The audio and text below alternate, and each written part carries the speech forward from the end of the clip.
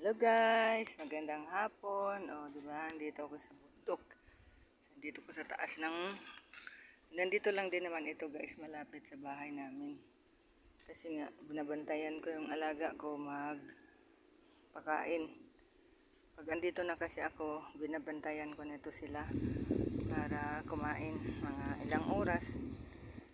Hinahayaan ko lang sila na naaalpasan guys. Tingnan nyo. Tapos, itatali ko na yan sila kung uuwi na ako.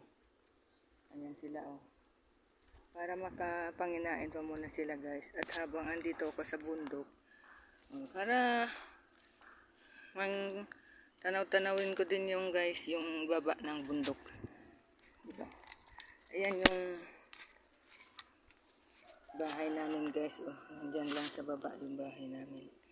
Sa taas lang naman to ng bahay namin. Tingnan nyo yung bahay namin. Yan. Diyan ang bahay namin sa baba. Saka yung bahay ng kapatid ko. Diba? Yan yung bundok. Sinom ko yan guys. Diba? Kitang-kita nyo yung dagat. Pakalapit lang namin sa dagat.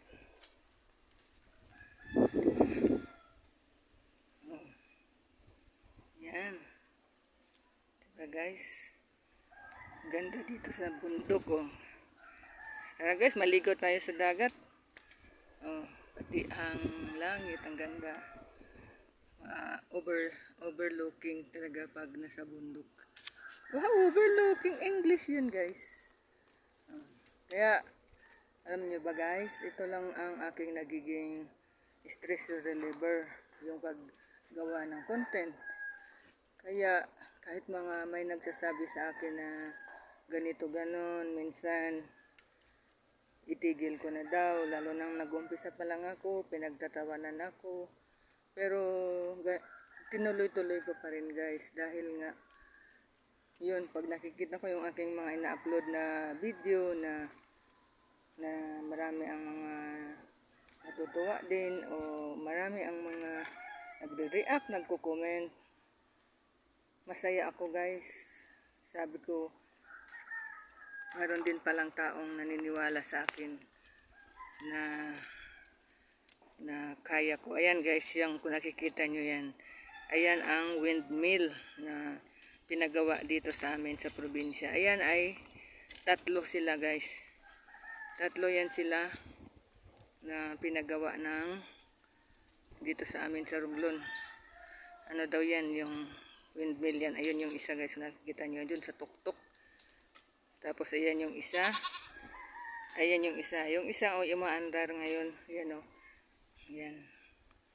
Yan yung pag pumunta ka talaga dyan guys, sa lugar na yan, na yung tinayuan ng windmill, ay napakaganda daw dyan. Maraming ginagawang tourist spot. Tapos pinapasyalan din nila. Ang tawag nila dyan ay parang basta hindi ko matandaan kung anong tawag nila. Pero napakaganda daw dyan guys. Kaming pumunta dyan ng pamangkin ko. Naligaw kami guys. Kasi hindi niya alam yung insaktong daanan. Hindi na kami tumuloy. Pero gusto ko talagang makapunta dyan guys. Dahil gusto ko rin na makita yung lugar dyan. Na ang sabi ay napakaganda. Maganda daw talaga dyan guys. Tagaytay ang tawag yun. Tagaytay pala ang tawag nila dyan. Maganda ang view dyan guys. Ayan.